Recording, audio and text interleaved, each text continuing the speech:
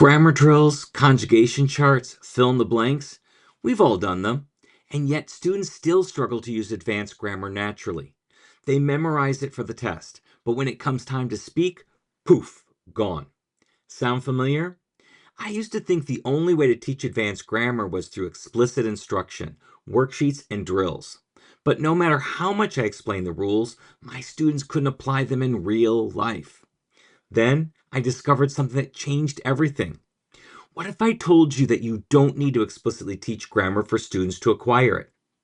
Instead of overwhelming them with rules, we can use stories, input, and natural interaction to make even the most complex structures stick effortlessly. Today I'm going to show you how to integrate advanced grammar naturally into CI without making your students feel like they're in a traditional grammar boot camp. Let's dive in. First up, let's talk about the power of stories. If you want students to acquire grammar without explicit instruction, stories are your best friend. They provide natural exposure to advanced structures, making grammar feel intuitive rather than forced. You can use storytelling to showcase these structures in context. Instead of explaining the past subjunctive, tell a story that requires it. Imagine a suspenseful mystery where everything happened, si fuera verdad, or si hubiera sabido. Students will hear the structure repeated naturally and start to understand it without memorizing a rule. Also, create characters that use the target structures. Introduce a recurring class character whose habits or personality naturally require specific structures. If you want students to acquire the imperfect tense, create a character who always used to do something. For example, Pedro siempre corría a la escuela porque llegaba tarde. The key is making it feel like a natural part of the story.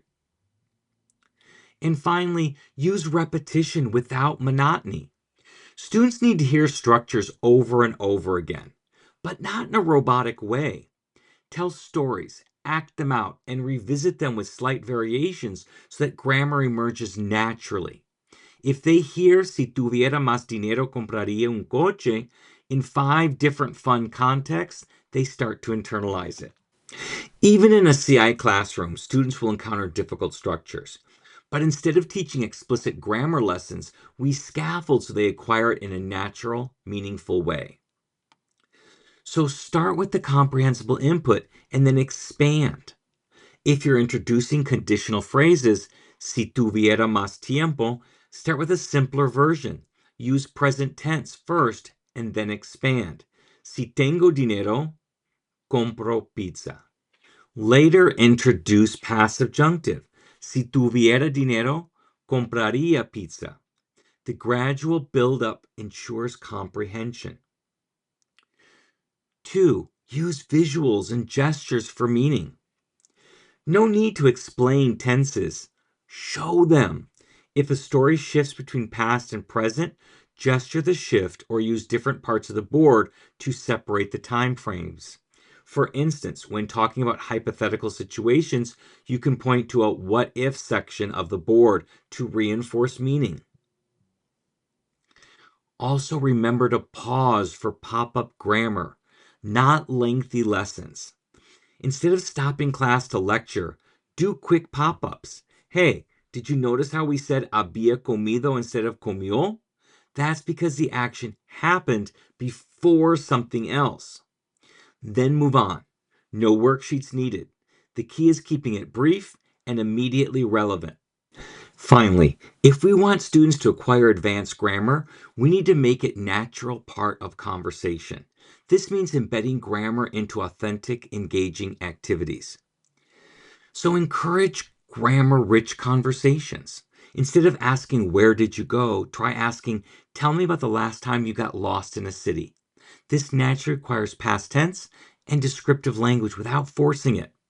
The more students hear and use the structures, the more they internalize them. Use input-first activities like picture talk and movie talk. Show an image or a short clip and narrate using the structures you want students to acquire. For example, if you want them to absorb the conditional, show a picture of a dream house or say, si yo tuviera esta casa, haría fiestas todos los días. The key is giving them meaningful exposure. And finally, let students catch grammar in action. Make it a game. Instead of asking students to identify grammar, have them spot structures in real input, a short reading, a conversation, or a song. Challenge them to catch as many instances of the past subjunctive as they can while listening to a dialogue. This makes grammar feel like a discovery rather than a chore. By the way, if you want to check your CI teaching skills, take my CI proficiency quiz. It's a quick and easy way to see where you stand with CI and what you can improve. Check it out at mm.us/CI quiz. So let's recap. Using compelling stories, scaffolding structures naturally, and integrating grammar into everyday interactions can take your students from memorizing to truly acquiring advanced grammar. Now, I want to hear from you. What's the toughest grammar point you've had to teach? Drop it in the comments. I'd love to help. And if you want to take this even further, check out my next video, Master the Perfect Balance, Formative and Summative Assessments Made Simple. It'll show you how to assess students' proficiency without the grammar drills. Until next time, happy comprehensible input.